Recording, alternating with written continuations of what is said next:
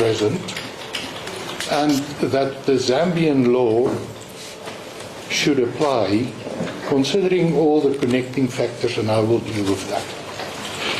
And if we look at Zambian law, there is clear judicial precedent stating that in the case of a person of significant national interest, the wishes of that person and even the family be able to afford a state funeral and a burial in Lusaka.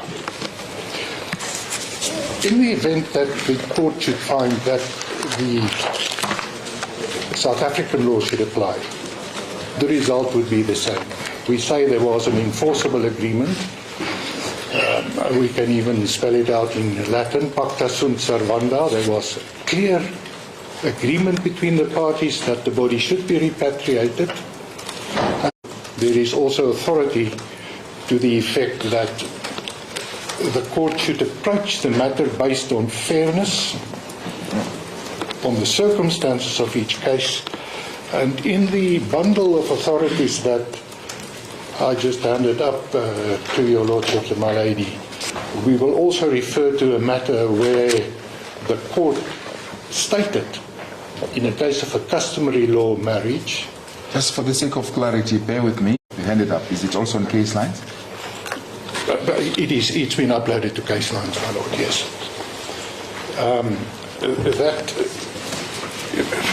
That in a matter that I will refer your lordship and my lady to, the court found that where it concerned a person, it's Mr. Chagwa, of significant national interest, or an important person who was being granted a funeral by the province, the court said that the wishes of the family must yield to the broader public interest, which is exactly the same as is the case in Zambia.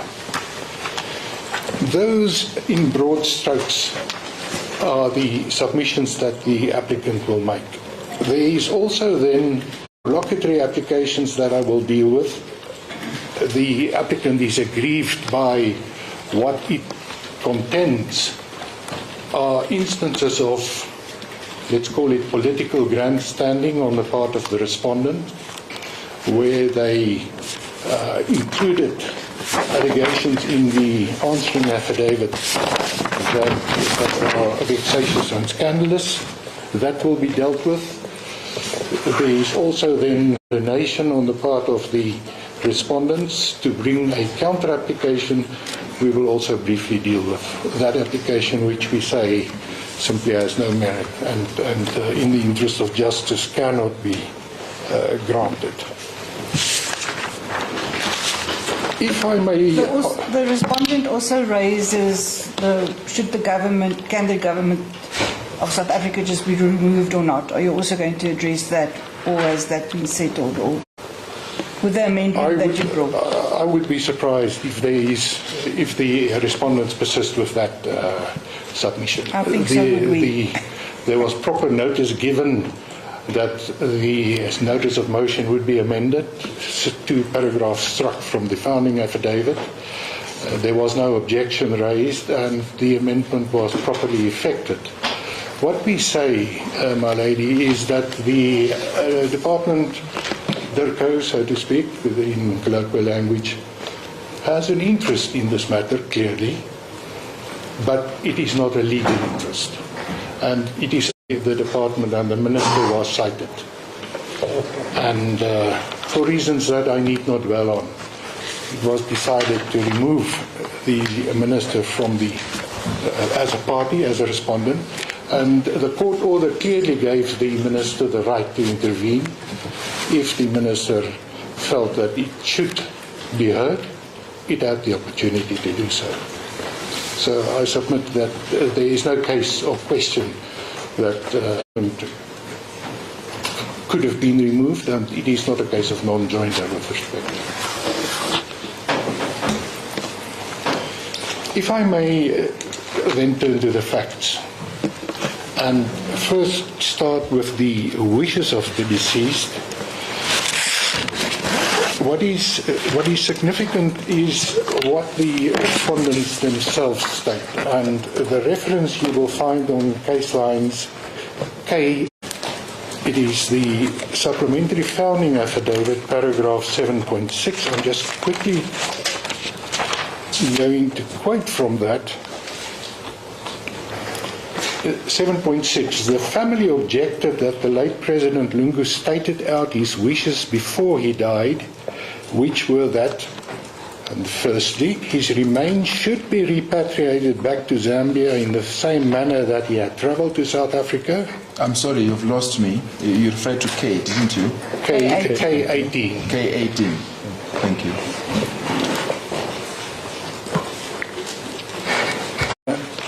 7.63.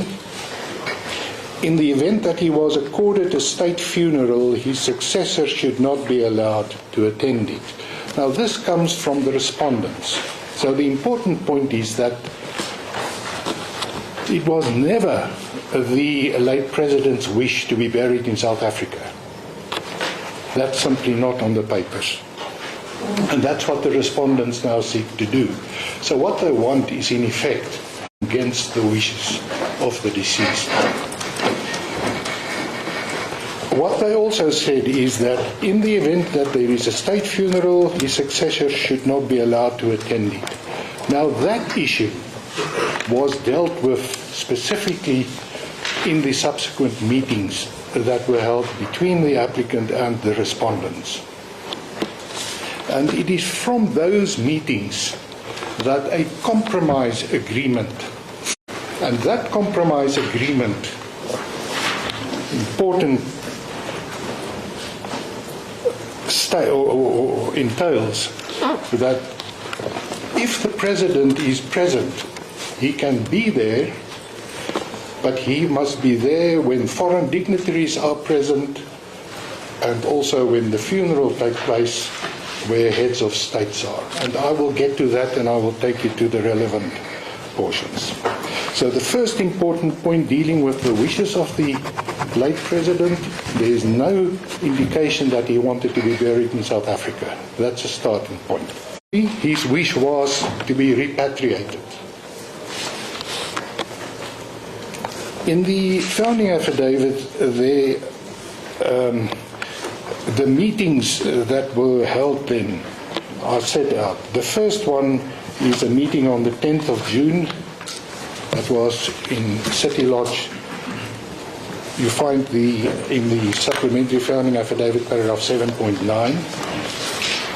And going to summarize to the court, the president would be given a state funeral and the current president, Ichilema, would not preside over it, but he would be allowed to receive foreign dignitaries He may be present at the funeral where foreign heads of state would be present and Archbishop Banda would celebrate the Mass.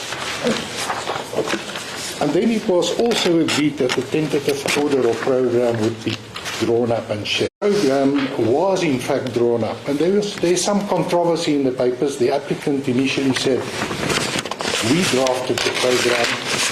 The respondents then retorted and say, no, we drafted the agreement or the program. Mr. Scoop, just for me to follow, are you relying on FAA7? Indeed. Is that what you're relying on? That's what I'm now taking the court to mind.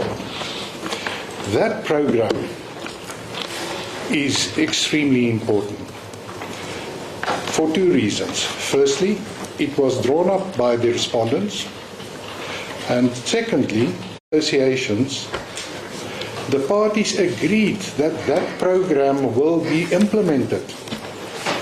And what we say is that it is exactly that agreement that we rely on. The agreement that FAA 7 be implemented. And it is that agreement that the respondents breached.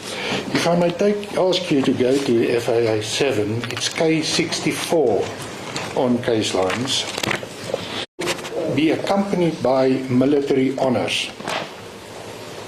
That is after the body now has arrived at Lusaka. There will be military honors. If you go down the page, on Sunday, the 21st of June 2025, provision is then made for the state funeral at Lungu'S Conference Center hosting foreign dignitaries. And your Lordship and the lady will bear in mind that there was the agreement reached that when the funeral takes place, that the current president will be permitted to be there when foreign dignitaries to receive them, and also when the state funeral takes place. Now, I emphasize this because this is one of the grounds on which the respondents, when they made the remarkable about turn on the 18th, stated that the agreement was repudiated by the applicant, because they say, no, we've now heard, or we now understand that the president will be present. That was never agreed. We say that is not. What is also important, at the bottom of that page, FAA 7, there are 5 notes. The first one, national mourning to be extended. 2, the body always to lay in state. At Chifuema, 3, the body to be always accompanied by a relative, the aide-de-camp, and by the doctor, the physician. 4, the parties will consult and agree on who speaks at the Honourable given Lubinda to speak on behalf of the Patriotic Front Party, who is the current opposition. Nowhere on this document is it stated that the current president may not be present. It's not recorded here. And why not? Because that was not the agreement. The agreement, as I said, was that the president may be present on those conditions that I've set out. So what is important is that following this program, there was again a further meeting, and on the 14th of June 2025, it is now common cause that all the parties agreed on the program which was accepted. I might take you to answering affidavit paragraph 26.1, that is case lines 046.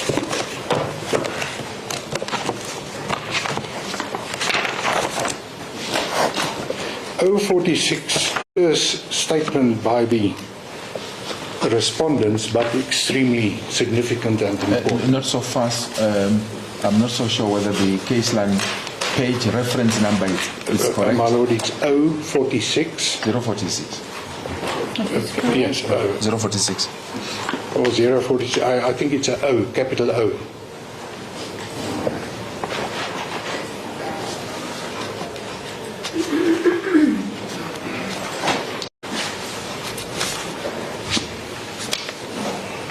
paragraph 26.1 of the answering affidavit. Thank you. I quote, "The parties agreed upon the implementation of Annexure FAA7 on 14 June 2025.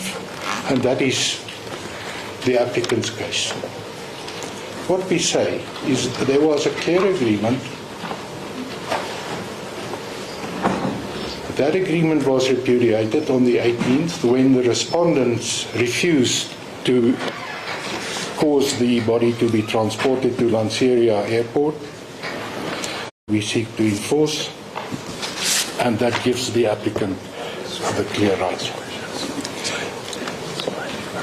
What is also significant then is that there was a further event. Perhaps before the further event, my brother says I may engage you. If we were to, because 26.1 make reference to Annex norm in relation to... That would be what one would expect, especially when military honors is provided, that the current president, as head of the military, head of the armed forces, would be present. What the respondents contend is, look, we did not understand it in that manner. We say that is an untenable proposition. And especially if you view this in the context of the earlier agreement, where the respondents contended, where the respondents agreed that yes, the current president may be present when the foreign dignitaries are in the funeral, when the heads of state are present, that clearly would be the position, my lord. Thank you. Is that not raising a dispute of fact? I submit no, my lord. What they say, and on the papers before the court, there was an agreement. We say we rely on that agreement. They say, properly interpreted, that agreement rise to further or to a different conclusion. That's a matter of law, the interpretation of the agreement. And we say that there is simply no basis to contend that such an interpretation is possible. So, with respect, there is no dispute as far as facts are concerned. There may be a dispute as far as the law is concerned. And we're comfortable to say that the agreement is clear and properly interpreted. The applicant should be entitled to have the body repatriated for purposes of a state funeral. That's been the clear agreement. And that's also, and that is the next step, my lord, what the respondents conceded when there was the joint press conference on the 15th, and the content of what the respondents during that press conference did was to candidly concede what they themselves described as a compromise agreement. And the spokesperson for the family, it's Mr. Zulu, he stated, he set out the terms of that agreement. And you find it in the supplementary affidavit, paragraph 9.5, it's case lines K24.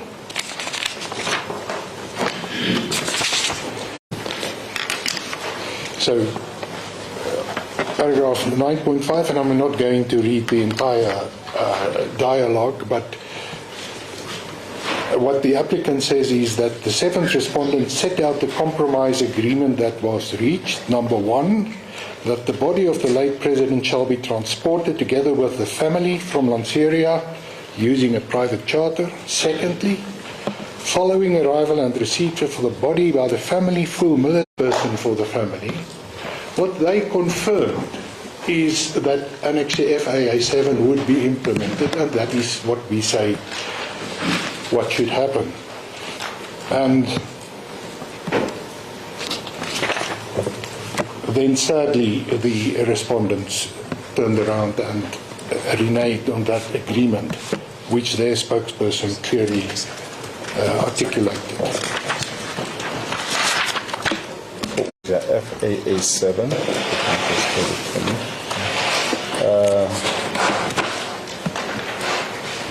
Mr. Makis can invite me to that annexer, please.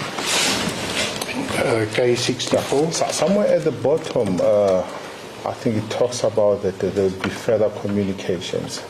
Yes. Well, now is that not an indication? It says that parties will consult and agree on who speaks at all. And the answering after it.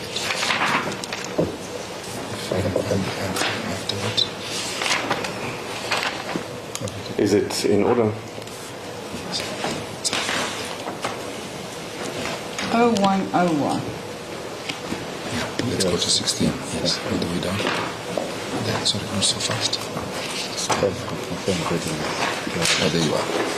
Okay, got it. Thank you. So we need to compare documents with each other. Does it speak to each other? If it doesn't, there's no agreement. And I submit it doesn't. Even EL16 a lot more comprehensive than FAA7,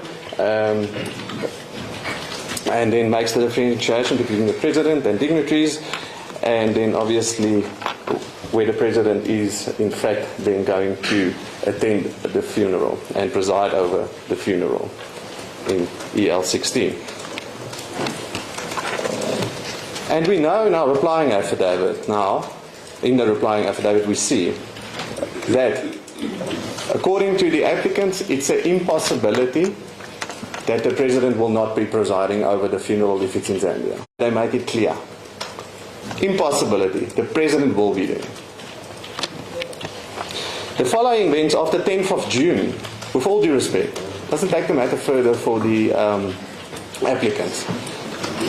If there's no agreement on the 10th, there's no agreement on the 10th. That's the pleaded case in the founding affidavit. But what the following events does show is that there's differing programs being sent and withdrawn, clearly indicating no meeting of minds of the proposed funeral. And that is EL 17 on page 0103 that contains a watermark that says draft. Where's the final agreement reached on the 10th of June? There is none.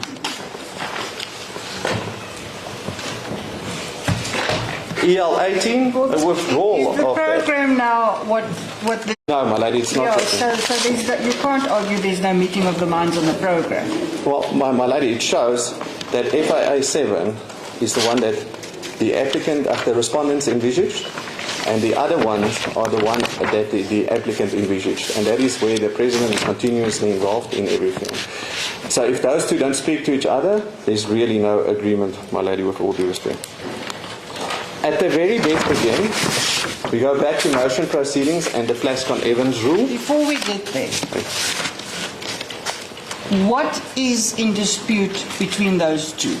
My lady, the involvement of the current And to what? presiding over the funeral and being So he can be present. there, but he mustn't preside. Well, my lady, again, we're sitting with a very bit of with a bit of a situation here. Certain interpretations can be given to presiding or his involvement. I agree, but there's no meeting of the minds between the applicant and the respondent, and that's why I can't make submissions on it exactly what it means to each party. There's So no precise you don't know what it definition. means to the respondent. Well, my lady, he must not be involved. He must not be. He must not preside and speak at the funeral. With all due respect, it seems from that one statement he can be present with the state funeral at the back there, but he cannot be standing in front participating in the funeral process. So you say it's common cause that he can be present. Well, my lady, with respect, if there was that agreement, but there was an offer and counter I'm offer. asking you on what your argument is on the papers. No, my lady, there's no agreement to that effect. No That agreement there because excludes there was an offer made and a counter offer, it would seem at the very best. The counter offer isn't accepted and the parties went on and back and forth until the evening of the 17th. So there's negotiations, but there's no finalization about what would be the final version of any possible agreement, my lady. And in fact, this gets me to the point about the dispute of fact. This court is not going to traverse an agreement where the terms are unclear, ambiguous, even if there was some sort of, might be some agreement somewhere. If the pleaded agreement is found not to be proven and gets dismissed. No, we don't have to. We're not using an onus in plus connivance. I understand, my lady. But the pleaded case is the agreement. If they don't prove it, they don't prove it. And I can understand the court also maybe be inclined to take a robust approach in these types of proceedings with regards to the papers before it. Even with the robust approach, there's no agreement, my lady, about where and how this burial certificate is actually in the founding affidavit, and then maybe more in the replying affidavit. It's a change of case. They want to differentiate the applicants now, my lady, with regard to the burial and the repatriation.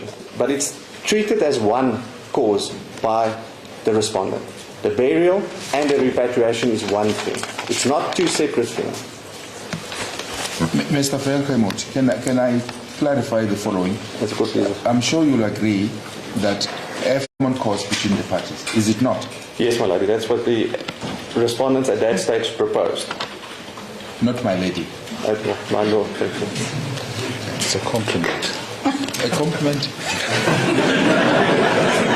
I won't take you out for lunch. Apologies. So, if you look then at FAA7, Yes, ma'am.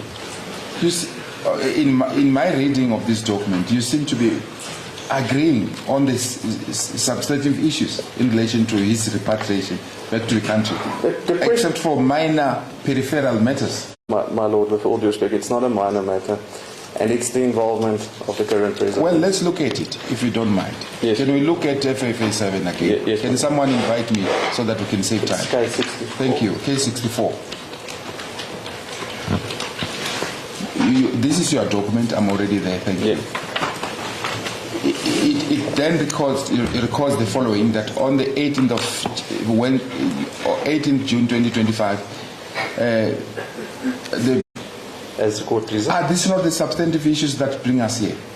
So when lies the disagreement? No, my lord. The substantial issue is, and we find in the latest version of the program that they send, is EL19 on page. Can we confine ourselves to this document first? I want to compare those documents. No, before you do, I'm inviting you to comment on the following, that on the substantive issues, you seem to be having the same agreement. No, my lord. It is definitely the substantive issue is the involvement of the current president. All the other things are not the material issues at stake here. The involvement of the current president is the substantive issue for the respondent. On your side. As the court pleases, yes. And In other words, the level of his involvement. Is that correct? yes. So what is your understanding of presiding? Well, my understanding of presiding is exactly what this court is doing in presiding over this case. It is being a part of the process, of the funeral process, walking with the casket, then speaking to the public or whoever's present at the reception, and presiding over. With all due respect, there's no consensus on.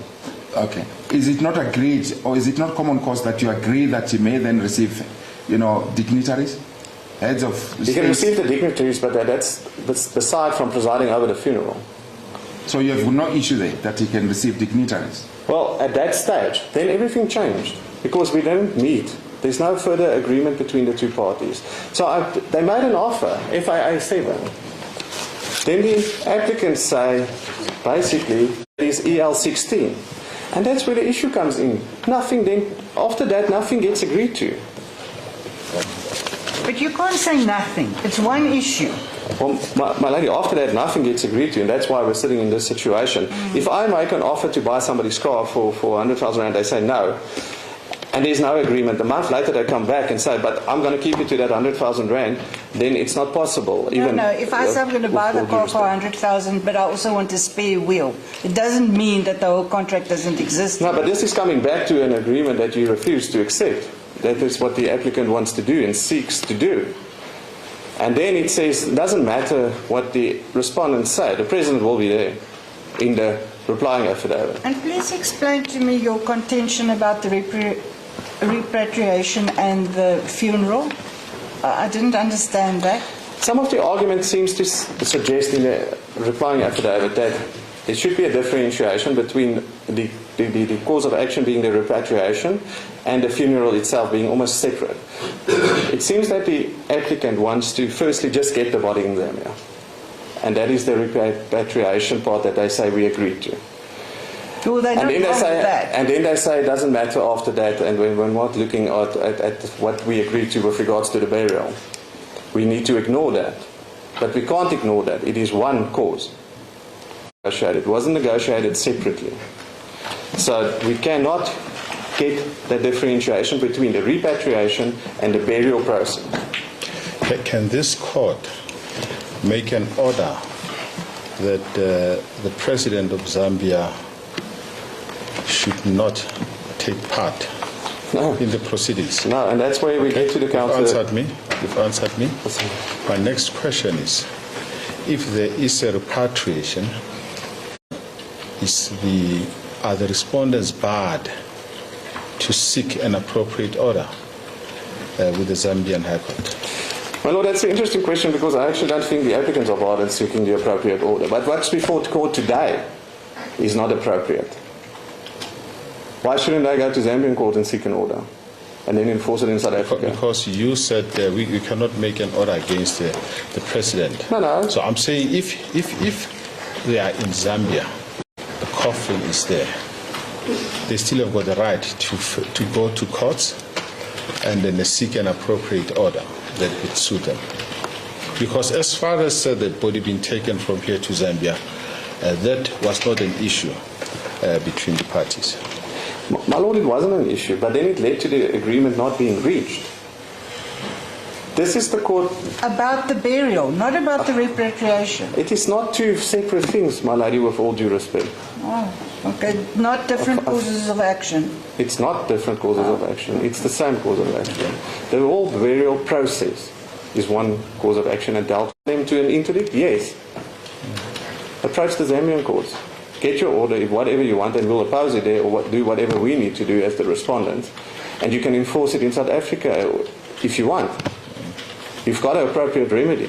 The application as it stands here, those 15 pages in the founding affidavit is dismally defective, doesn't set out a proper cause of action, doesn't show consent to an agreement, flies in the face of the Plascon-Evans rules, with all due respect, and doesn't justify the relief that's being sought here today, my Lord.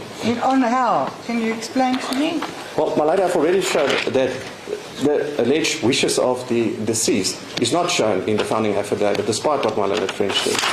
With regards to the agreement, there's objective evidence showing there's no meeting of the minds. There's office, counter office, there's no meeting of the two minds. I think you made your submission on this. Yes. Your submission, wait a minute, please. As the court pleases, just on Let me finish question. talking. Your submission is that there was no agreement and the applicants cannot base their application on the agreement that was reached. Yes. Is that your submission? As the court pleases. Yes. May I proceed? And one also needs to look how they framed their relief. They seek a declarator. Do not seek in prayer one as case for specific performance of an agreement. In this instance, they barred from it because the whole case is really an agreement. Then you're not entitled even to a declarator. You don't include the prayer for specific performance in your notice of motion. The application has many, many defects. So are you saying that because of that, there should be the end of the case? It should be the end of the case, as a court pleases. The law is applicable. No, my Lord, it should be the end of the case, but I'll get to all of their arguments and deal with all of their arguments. Yes. With the law of burial rights, which was the further point they raised, and the conflict rule, and they say we should take the law of Zambia to... So the Lex Fori, it seems to be common cause. We're in the forum of Pretoria. They chose the court here. No issue about the forum. So the Lex Causa, there's an issue about. Based on that, I refer to the characterization test. And they say because there's only one foreign element, and that is that the deceased is a Zambian national, this court does not have jurisdiction. These rely on that common cause. All of the other elements and connecting factors brings them back actually to South Africa. And those connecting factors is, if you look at a part delicta, the delict, if you want to call it a delict, was transpired in South Africa. The death transpired here. If you look at the interdict, they're seeking a South African interdict to be enforced in the South African country. The wishes of the deceased family, with all due respect, rely on agreement. All of that was reached in South Africa. The connecting factors doesn't favour the applicant to apply the Zambian law, with all due respect.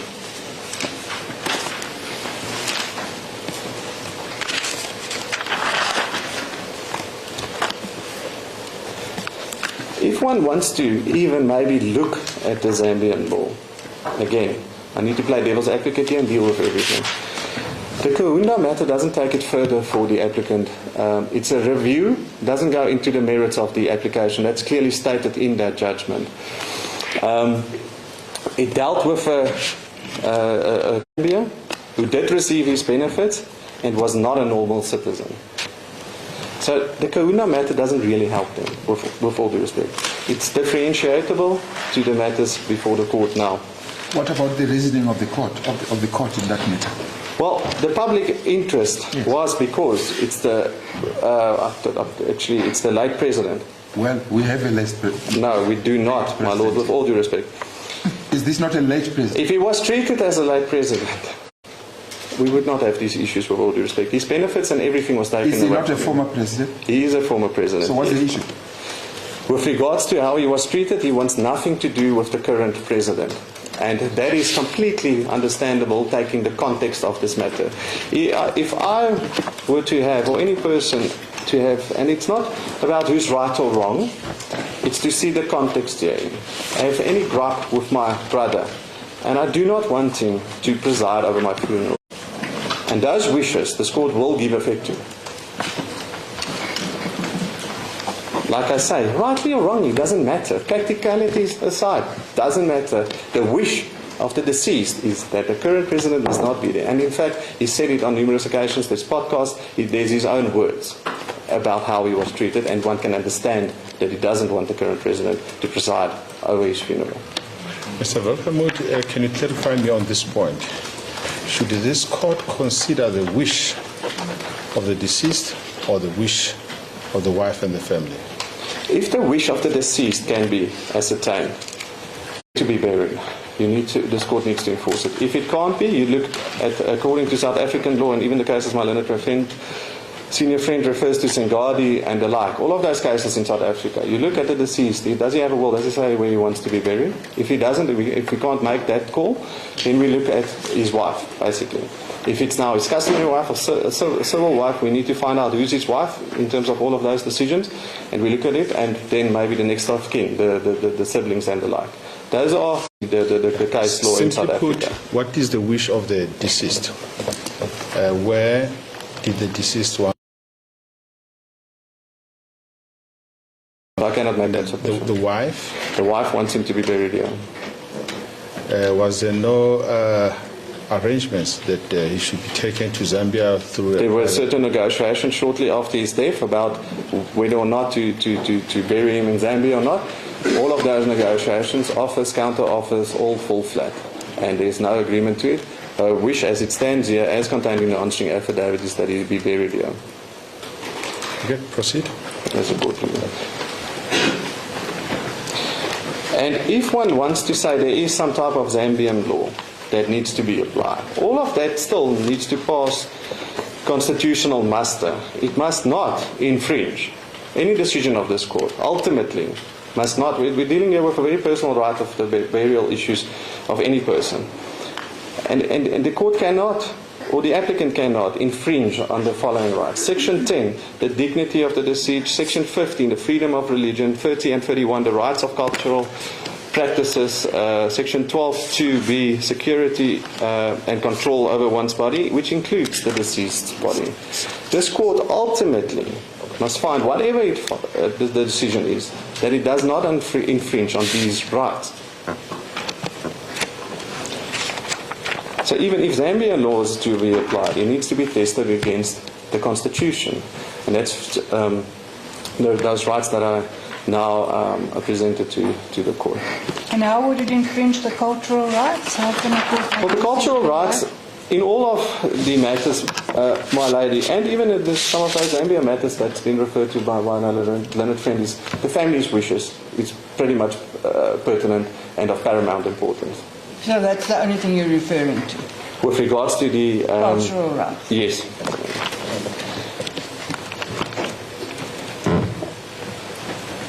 And then, in this instance, the dignity of the deceased, he made it very clear that it would be against his wishes and, according to him, undignified to be buried when the current president is presiding over his funeral.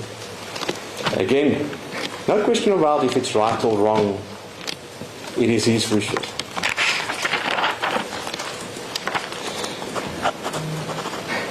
Then, my lady, I'll deal with the... So I still have a few minutes.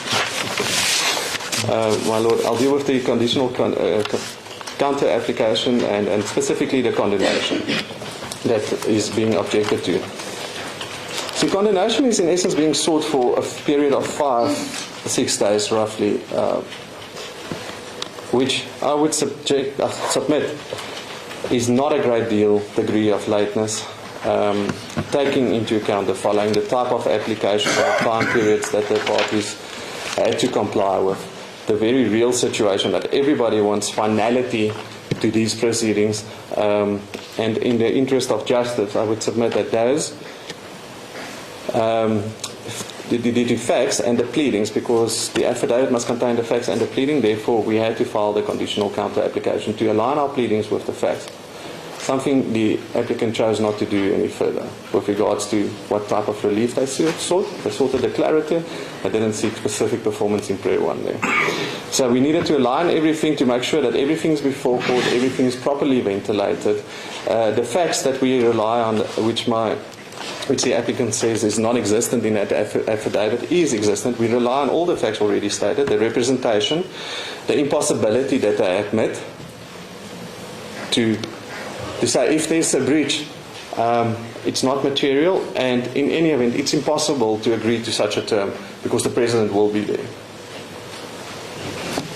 And then obviously the undue hardship has already been dealt with.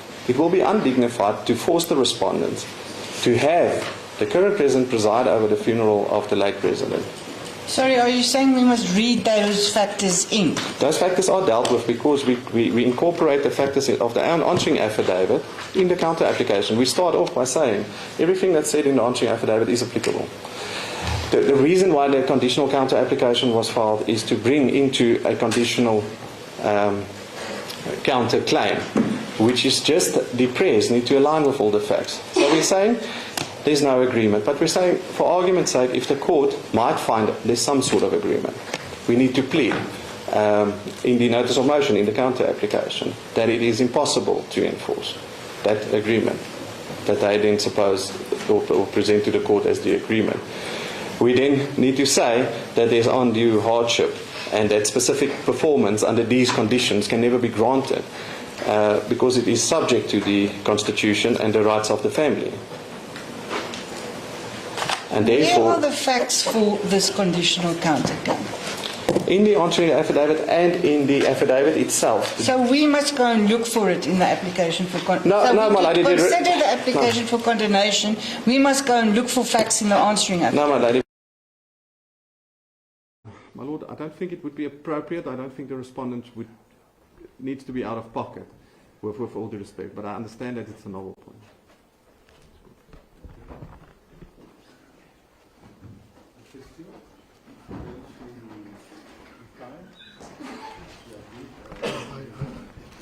15 minutes, my lord. Firstly, I must just start with a correction. The Kutuane matter, I submitted or stated that that matter dealt with a civil law marriage. It's not correct. This is a pre-constitutional matter. It was heard on the 14th of August 1992. So he deals with a customary law marriage, but it was argued on the basis of the common law foot, Van Leeuwen and those authorities. And it's in that context that the judge made those remarks. There's another matter that I just need to also draw your attention to. It's the matter of MT and MC, MT versus MC and Faith Funeral Home. We will upload the reference on case lines. It's the case number. It's a decision by Adams J, Mr. Justice Adams in the South Gauteng High Court. And in that matter also, he came to the conclusion that where there are multiple competing and practical considerations or multiple competing claims, these cannot be ignored and cannot be governed and resolved strictly on the basis of the principles according to the granting of interdicts. The court is obliged to adopt a practical common sense approach.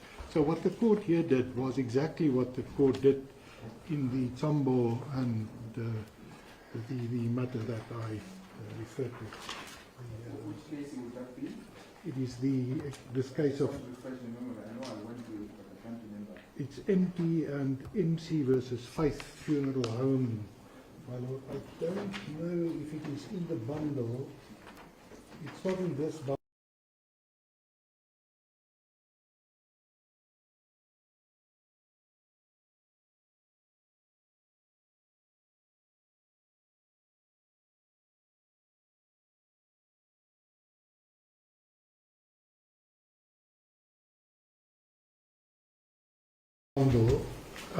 It's either referred to by my learned friend or it was referred to in the matters that were quoted. So we will upload a copy of this decision, but it certainly also lends support to a more equitable approach.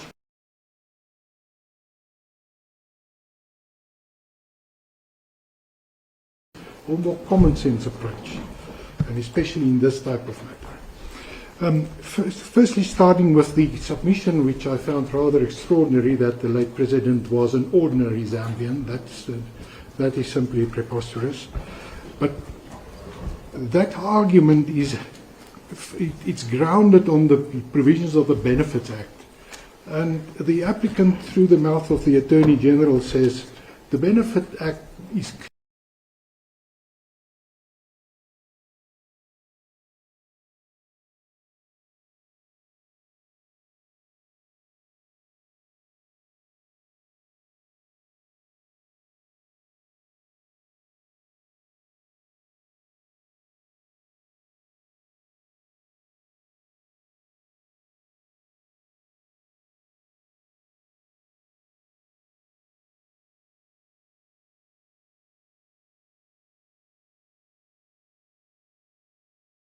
clear that the benefits are just suspended for so long as you engage in active politics. Upon his death, that impediment or the reason for the suspension falls away and the benefits become payable. One of the benefits is funeral costs. And what the Attorney General says is this is the way the Act should be interpreted, which is in the realm of, obviously, your lordships and my lady can read the Act. The Attorney General confirms that a sensible interpretation is the interpretation that the applicant attaches to it. Are we getting an assurance that the person now in Zambia is running in favor of the widow? It must. That's what the Act says. She will get a house, I think she gets a car, children get benefits, those will follow. It's in the papers. Then the concession, you want to how the actually interpretation sounds. Yeah. Based on the papers, my lord, yes. The first point, the question of the wishes of the deceased, what my learned friend did, there's a fancy word to it. If you look at the line and your eye jumps to another point, there's an explanation for that. Your Lordship, or the court referred, my learned friend, to what is stated as far as the wishes of the deceased are concerned, and that is in paragraph 7.6. The family objected that the late president stated his wishes. My learned friend said, no, but that's denied, and then he referred the court to paragraph, the answering affidavit, paragraph 19.1 on 044. But if you look at 044,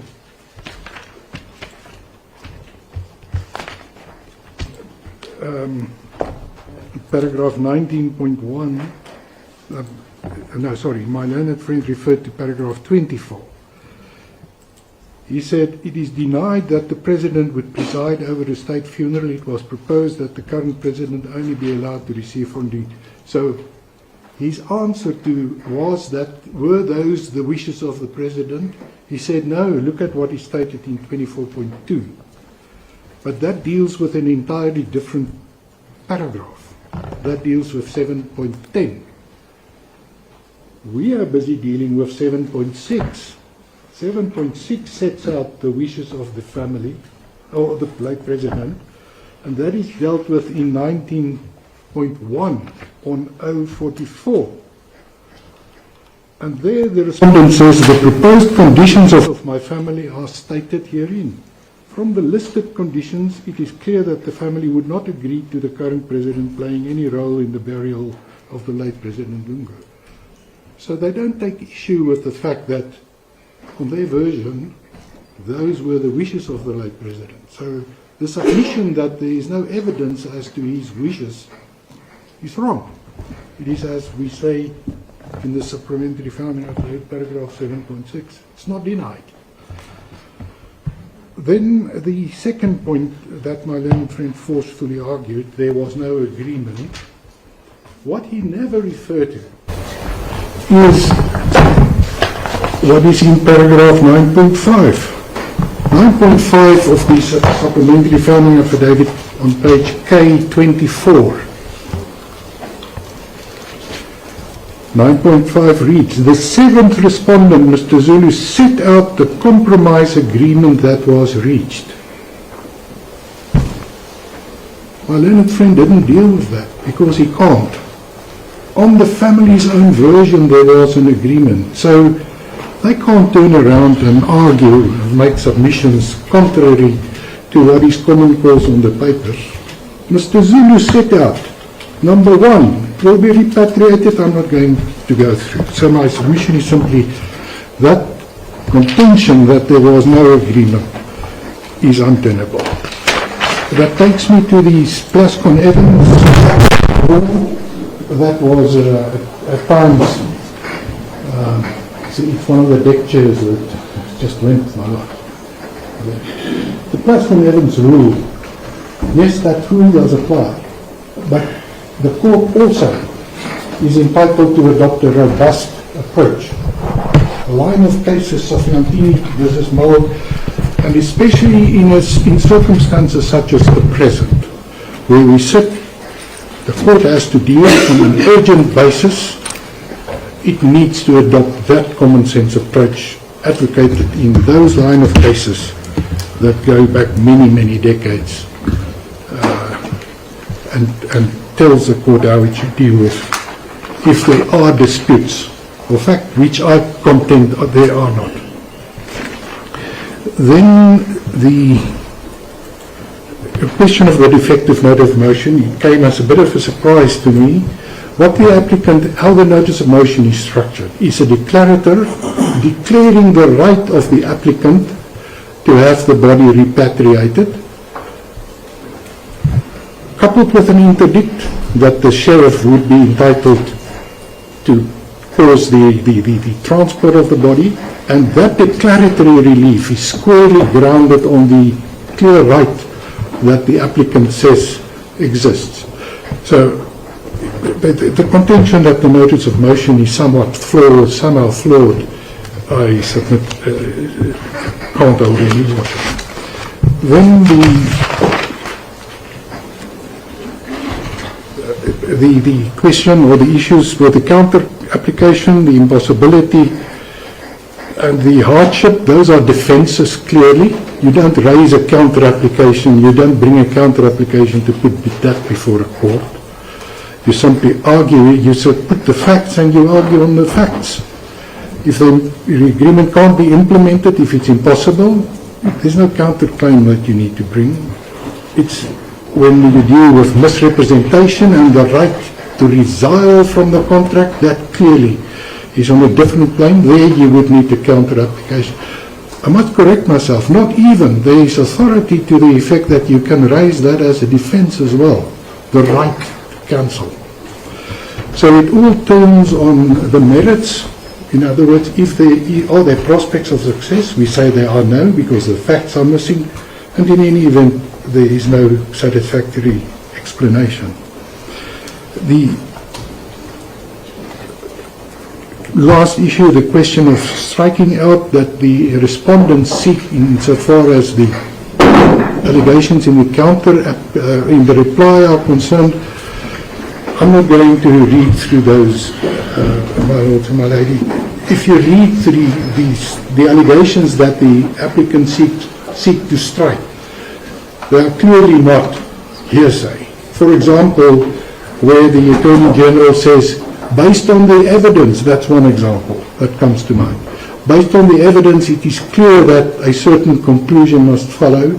They want that strike, they said it's hearsay. That's clearly not hearsay by any stretch of the imagination. That leaves me with costs. My lord, my ladies, the court indicated that an equitable approach, costs always has that component, maybe not to make an order of costs, as to costs. We will obviously not object if you exercise your discretion in that manner, but what we say is ordinarily we would be entitled to costs, and we would also be entitled to the costs of the urgent application.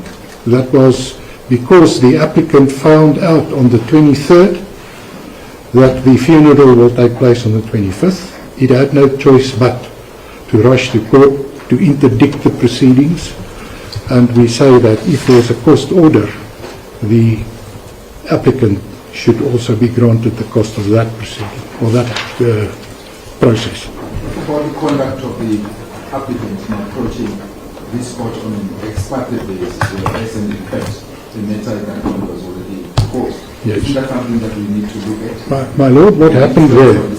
Yes.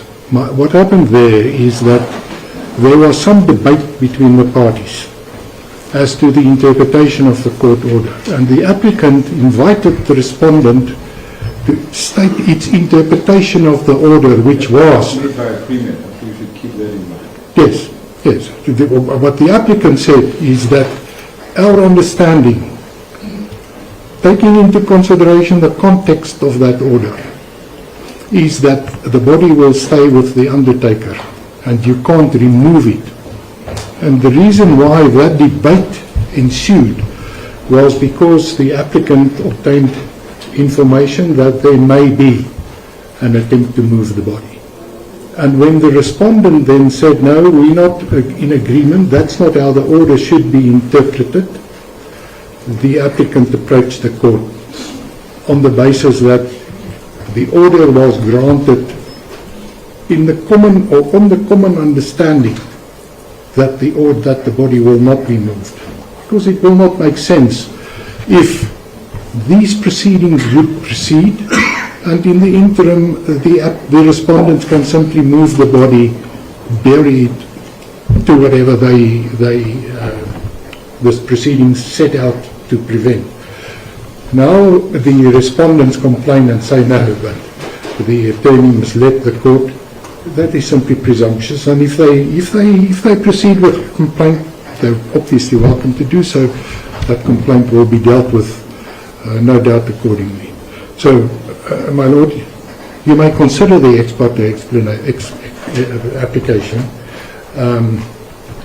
If I'm correct, we don't see costs as far as that is concerned. My learned junior can check. I don't think. Yes. So those costs shouldn't play a role, and you can take it into account, certainly. My pleasure. Thank you very much. The sample submissions made by our council. We hope it will make our council, this difficult council, a bit easier to deal with. We are also alive. There is an urgent matter that needs the judgment should be delivered quickly. The undertaking that this court can make is that they will ensure that judgment is delivered not later than Friday. It may be tomorrow, but not later than Friday. May please. Ladies, court agents.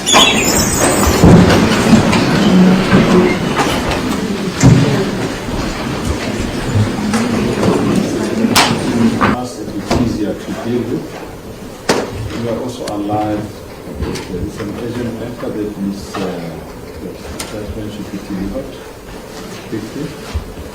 The undertaking that this court can make is that they will ensure that judgment is delivered not later than Friday. It may be tomorrow, but not later than Friday. May please. Ladies, court agents.